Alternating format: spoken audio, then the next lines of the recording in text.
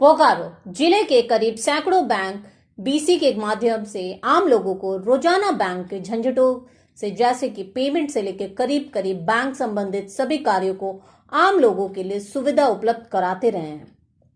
चाहे गांव और दूर दराज जहां बैंक तक लोगों को पहुंचने में सक्षम नहीं हो, वैसे जगहों पर ये बीसी कर्मियों ने आम लोगों को सुविधा देते आ रहे हैं।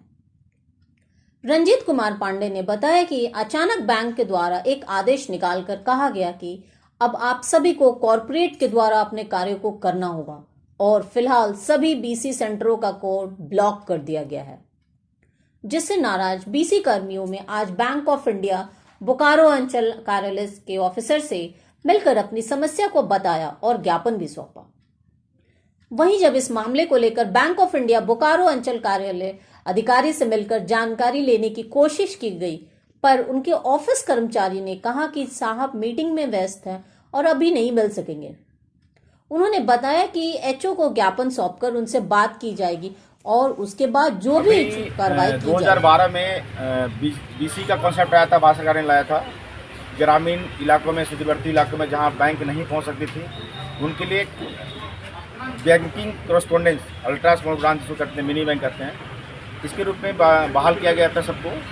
और तब से लोग आज तक काम कर रहे थे, कहीं कोई परेशानी नहीं थी। आज अचानक बैंक के द्वारा तुगलकी फरमान सुना दिया गया, एक नोटिस दे दिया गया कि आप लोग को 30 सितंबर तक इतनी कंपनी 12 से 20 कंपनियों का लिस्ट दे दिया गया और इसमें आप लोग को कन्वर्ट हो जाना है।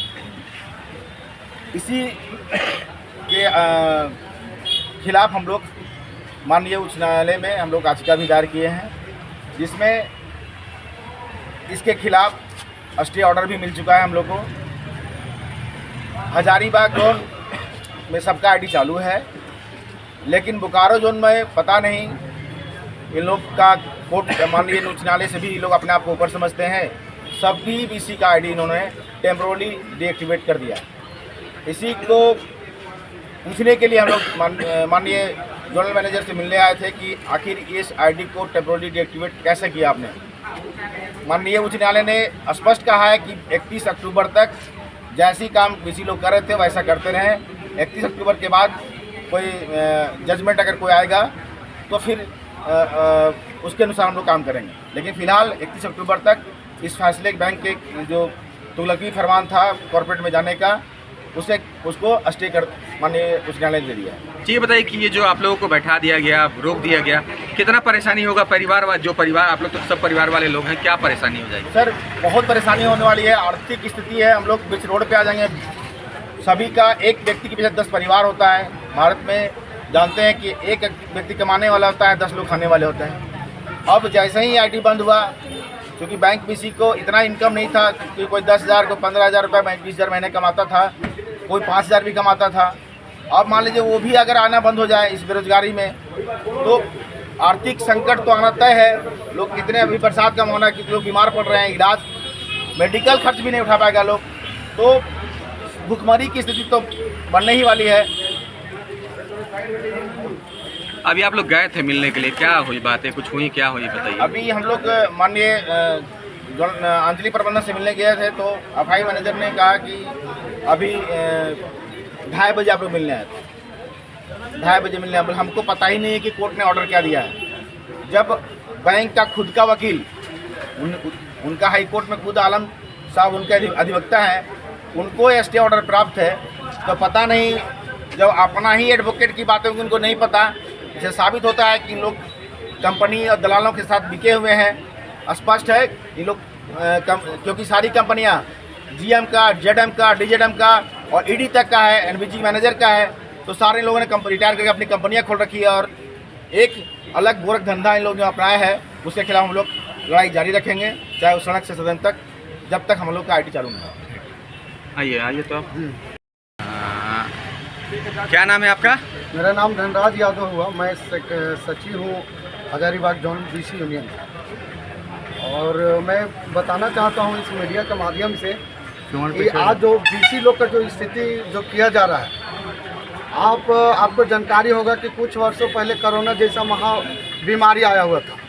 लेकिन सारा बैंक ने अपना पर्दा लगा के काम किया, लेकिन सारा बीसी घर घर जाके और फिंगर से पैसा निकाल के देने काम किया। जनधन खाता जितना सरकार का, भारत सरकार का जितना भी योजना आया धरातल पर किसने उतारा? ये हम सभी बीसी गण उतारे हैं। और बीसी एक एक घर घर जाके खाता खोलने काम किए हैं। आज रिकवरी हो, सांस का लो, सारा कुछ में हम लोग को शोषण किया जा रहा है। अगर रिकवरी नहीं करिएगा तो आपका आईडी ब्लॉक कर दिया जाएगा। आज स्थिति ऐसा हुआ कि 12 कंपनियों से मिलकर 12 कंपनी का नोटिस में दिया हुआ है कि आप अपना चूज कर दीजिए और 35% आप अपना हक का कमाई दे दीजिए। मैं इस मीडिया के माध्यम से मैं सरकार तक पूछना चाहता हूँ, क्या इस लोकतंत्र में हम लोग का कोई अधिकार नहीं है कि 10,000 अगर 15,000 कमा रहे हैं तो हम 5,000 हम बिचौलिया देंगे? इस बिचौलिया को चीर देंगे हम लोग बर्दाश्त करने वाले नहीं है।